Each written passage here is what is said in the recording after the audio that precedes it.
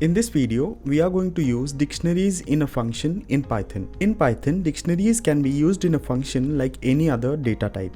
You can also modify a dictionary inside a function by adding, removing, or updating items. So let's get straight into our solution. To get the code for this use case, go to kandi.openviewer.com. In this case, search for Use Dictionaries Inside a function in Python. Hit find to see all the available code snippets. Copy the code in a single click from here. Go to the IDE and paste the code.